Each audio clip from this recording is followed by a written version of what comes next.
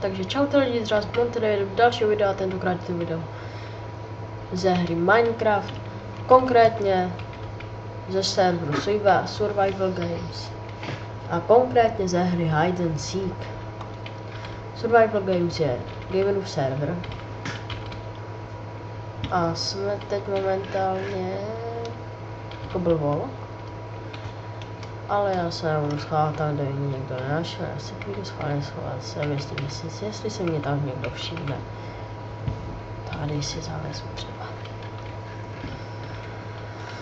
Tahle hra spočívá v tom, aby jsme se my schovali a hajdři nás hledali, nebo my si. Hajdři se schovali a Seekři nás našli.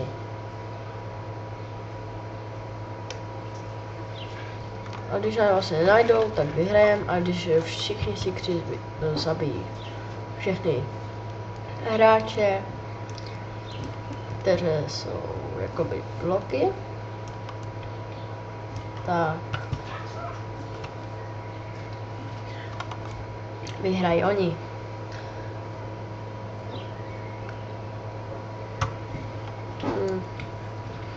Přemýšlím, jestli si z nich dělat srandu, anebo jestli budou tak kempit. Když budou kempit, není to tak záživný, jak když tu běháš.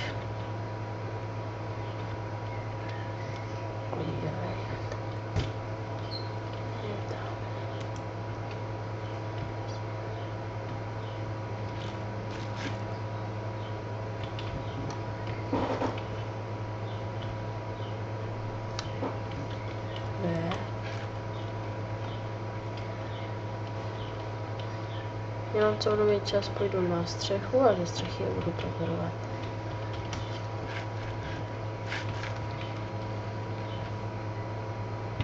Tamhle je týpek.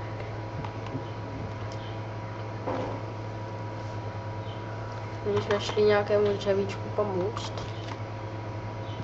to je nějaký špatný seeker. Takže něco jak já, taky za seekera neubím. Musíme to jumpnout sem s tady masem, ne. Ještě jednou, ještě. Sem.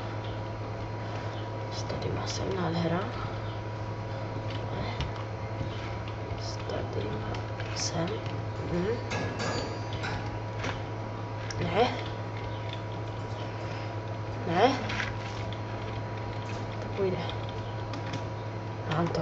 Tak. Jsou 4, už jsou 4, no tak my se to zatím můžeme nudit a koukat se na ně.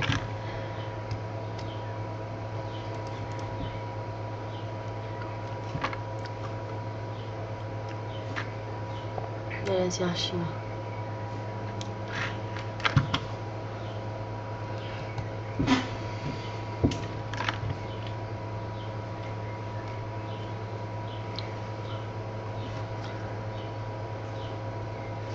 Vyběhnu.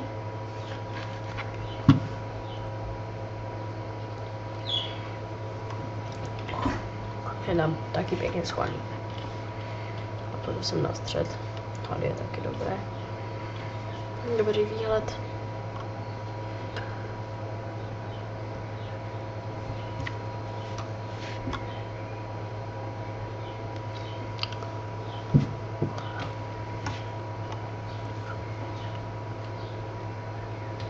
Kdyby si nám nevšimli, že by šli potom si na té stupni.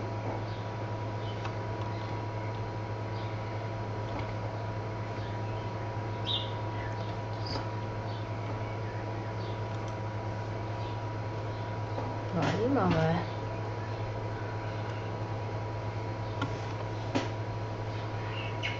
Nikoho nevidím.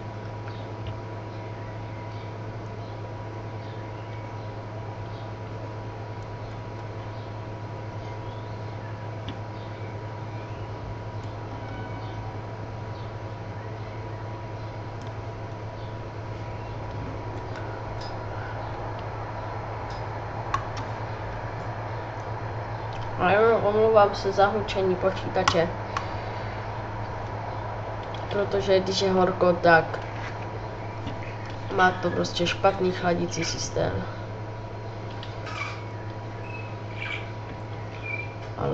na Vánoce, nebo kdy budu dělat nový pokoj si, takže bych měl dostat nový počítač, takže jestli to tak bude, tak už potom neuslyšíte žádné hučení. Ale když budu natáčet v zimě, tak taky ne s tímto počítačem, protože tento počítač on je ještě dobrý, až ne tak moc zalagovaný, jak některé. Ne, už si nevšiml. Tady se neskočí. Jsem už připravený zdrát. Jo. Sakra. Jo. Ne.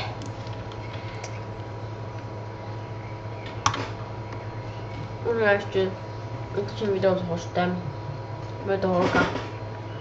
Jestli se nám bude chtět natočit nějaké video. Třeba z Bedwarsu.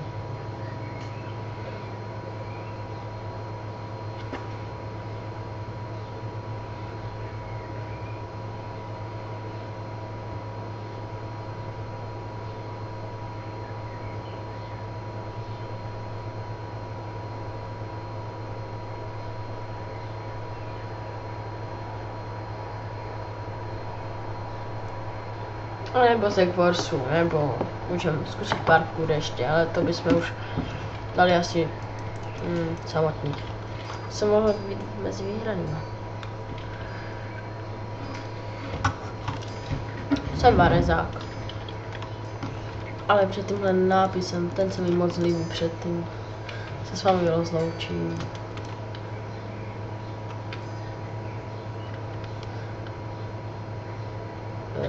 Jen tak bych se vás chtěl zeptat, co si myslíte o gamerovém ksichtu.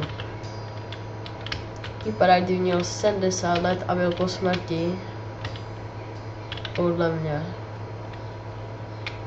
Ale když se mu to líbí, tak ať si to nechá. Nebudu mu do toho mluvit. Tak a já se s vámi loučím u dalšího videa.